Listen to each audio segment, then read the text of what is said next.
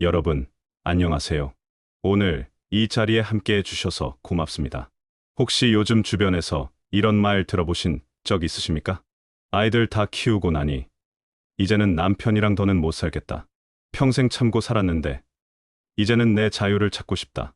네, 맞습니다. 이제는 황혼이혼이라는 말이 낯설지 않은 세상이 되었습니다. 통계로도 노인 부부의 이혼율은 해마다 늘어나고 있다고 합니다. 하지만 오늘 우리가 함께할 이야기는 조금 다릅니다. 끝내 이혼하지 않고 다시 손을 맞잡은 부부들의 이야기입니다. 이제는 끝이다라고 생각했던 순간, 그런데 뜻밖의 계기로 다시 마주 앉게 된 부부. 눈을 마주하며 눈물로 화해하고 다시 동행을 시작한 부부. 오늘 2시간 동안 저는 그런 이야기들을 여러분과 나누려 합니다. 그리고 이 자리에 계신 여러분께도 묻고 싶습니다. 혹시 지금 떠올리는 그 얼굴, 아직도 내 곁에 있습니까? 아니면 다시 잡아야 할 손입니까?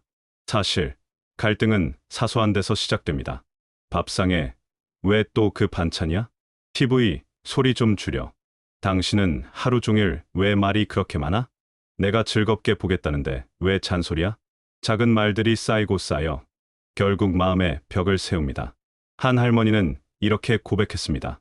결혼 40년 동안 우리 부부가 제일 많이 한 말은 왜였어요. 왜 그래? 왜 그렇게 해? 왜 나한테만 그래? 그 안에는 궁금함이 아니라 불만이 숨어 있었지요. 또 다른 할아버지는 이렇게 말했습니다. 아내가 내 말은 안 듣고 늘 자기 방식대로만 하더라고요.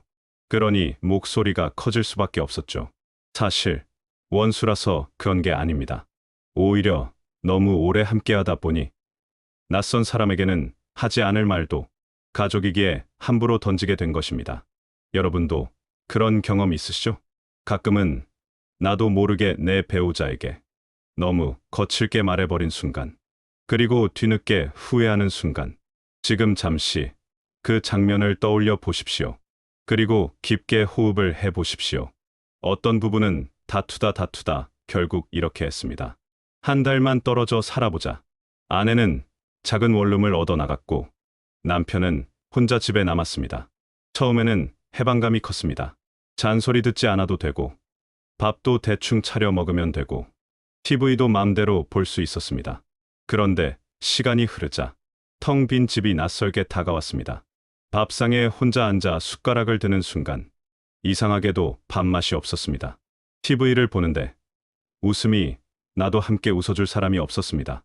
아플 때 약을 챙겨줄 사람도 없었습니다. 아내 역시 마찬가지였습니다. 편할 줄 알았던 혼자의 시간이 오히려 쓸쓸함으로 가득했습니다. 빨래를 널면서 이 사람 옷이 옆에 있었으면 하는 생각이 들었습니다. 결국 그들은 깨달았습니다. 우리는 서로에게 불만이 많았지만 그럼에도 불구하고 서로의 빈자리가 너무 크다는 사실을, 여러분도 혹시 곁에 있을 땐 몰랐던 소중함을 떠난 뒤에야 알게 된 적 있으십니까? 그렇게 떨어져 지내던 두 사람, 다시 만나게 된 계기는 뜻밖이었습니다. 어느 날 손주의 돌잔치가 있었습니다. 자녀들은 두 분 모두 꼭 오시라고 부탁했습니다. 어쩔 수 없이 같은 자리에 앉게 된 두 사람. 처음엔 어색했습니다. 눈도 마주치지 않았습니다. 그런데 손주가 두 사람의 손을 동시에 잡아 끌어당겼습니다. 할머니, 할아버지, 같이 사진 찍어요. 그 순간 두 사람은 서로의 눈을 보게 되었습니다. 그리고 눈물이 흘렀습니다. 이게 뭐라고 이렇게 오래 돌아왔나? 미안했어. 나도 잘못했어. 그들은 그렇게 다시 손을 맞잡았습니다. 다른 부부도 비슷했습니다. 남편이 병으로 쓰러지자 아내가 병실에 찾아갔습니다. 그리고 말했습니다. 나는 아직 당신을 사랑해. 아내의 작은 편지 한 장이 남편의 마음을 다시 열게 만들기도 했습니다. 재회는 거창한 이벤트에서 오지 않았습니다. 작은 계기, 작은 말 한마디, 작은 눈빛에서 시작되었습니다. 재회한 부부들이 자주 쓴 말이 있습니다. 짧지만 마음을 따뜻하게 하는 말들입니다. 고마워. 미안해. 괜찮아. 천천히 해. 당신 덕분에 내가 여기까지 왔어. 내 옆에 있어줘서 고마워. 힘들지? 내가 도와줄게. 오늘 저녁 맛있었어. 같이 있으니 좋다. 나도 노력할게. 사랑해. 여러분, 지금 제 목소리를 따라 마음속으로라도 읊조려 보시지요. 이 짧은 문장들이 싸움의 불을 끄는 물이 됩니다. 서로의 상처를 덮는 약이 됩니다. 재회 후 오래도록 관계를 유지한 부부들에게는 몇 가지 공통점이 있었습니다. 첫째, 주간 대화. 일주일에 한 번, 30분은 무조건 대화를 했습니다. 고마웠던 일 하나, 미안했던 일 하나, 앞으로 하고 싶은 일 하나. 둘째, 산책. 매일 20분이라도 함께 걸었습니다. 대단한 여행이 아니어도 함께 걷는 길이 곧 사랑의 길이 되었습니다. 셋째, 작은 기념일 챙기기.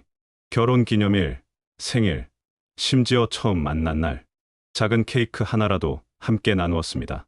이 세 가지가 쌓여 다시 흔들리지 않는 관계가 되었습니다. 여러분, 지금 잠시 눈을 감으십시오. 그리고 처음 만난 날을 떠올려 보십시오. 그 사람의 얼굴, 그때의 목소리, 그날의 공기, 결혼식 날, 서로 마주 보며 웃었던 순간, 아이의 울음소리를 처음 들었을 때, 함께 여행을 갔던 순간, 그 모든 장면을 지금 이 자리에서 다시 떠올려 보십시오. 그리고 마음속으로 말해 보십시오. 나는 아직 당신을 사랑합니다. 나는 여전히 당신과 함께하고 싶습니다. 저는 35년을 함께 살다 결국 이혼까지 갔습니다. 그런데 2년 뒤 아내가 아프다는 소식을 듣고 병원에 갔습니다. 그날 우리는 다시 눈물을 흘리며 손을 잡았습니다. 지금은 다시 함께 밥을 먹고 있습니다. 저희는 명절마다 싸웠습니다. 그러다 결국 따로 지내게 되었지요. 하지만 손주의 한마디, 같이 있어줘. 그 말에 우리는 다시 집으로 돌아왔습니다. 여러분, 오늘 우리는 이혼이 아닌 재회를 선택한 이야기들을 나누었습니다. 사랑은 불꽃처럼 시작되지만 난로처럼 오래도록 따뜻해야 합니다.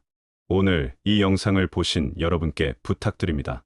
오늘 하루 배우자의 눈을 바라보고 단 한마디만 건네 보십시오.